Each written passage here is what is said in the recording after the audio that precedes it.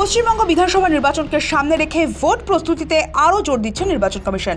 শুক্রবার এক গুরুত্বপূর্ণ বৈঠকে রাজ্যের সদ্য নিয়োজিত জেলা শাসক, পুলিশ সুপার, ডিজি এবং পুলিশ কমিশনারকে দ্রুত নিজেদের দায়িত্বভার গ্রহণের নির্দেশ দেওয়া হয়েছে।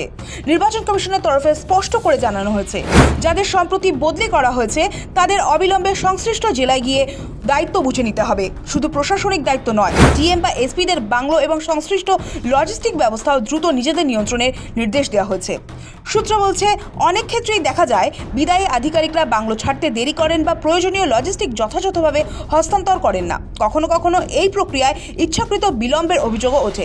এই পরিস্থিতি যাতে না তৈরি হয় সেদিকে কড়া নজর দিয়েছে নির্বাচন কমিশন। বৈঠকে আধিকারিকদের উদ্দেশ্যে কমিশনের বার্তা ছিল স্পষ্ট: সুষ্ঠু ও নিরপেক্ষ নির্বাচন পরিচালনায় তাদের ভূমিকা অত্যন্ত গুরুত্বপূর্ণ। তাই দায়িত্বভার গ্রহণ থেকে শুরু করে মাঠ পর্যায়ের কাজ সব ক্ষেত্রেই দ্রুততা এবং স্বচ্ছতা বজায় রাখতে হবে।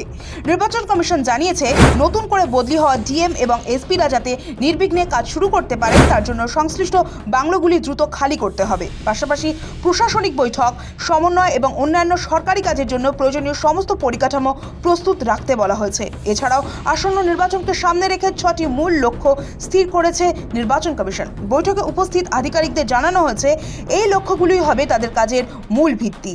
লক্ষ্যগুলি হলো: বুথ দখল রোধ করা, ভুয়ো ভোট প্রতিরোধ করা, অশান্তিমুক্ত নির্বাচন নিশ্চিত করা, কোনো প্রভাব ছাড়াই ভোট গ্রহণ সম্পন্ন করা, ভোটারদের জন্য ভয়মুক্ত পরিবেশ তৈরি করা, রাস্তা আটকানো, ভোটারদের বেরোতে বাধা বা ভয় দেখিয়ে বুথে যাওয়া থেকে আটকানো রোধ করা।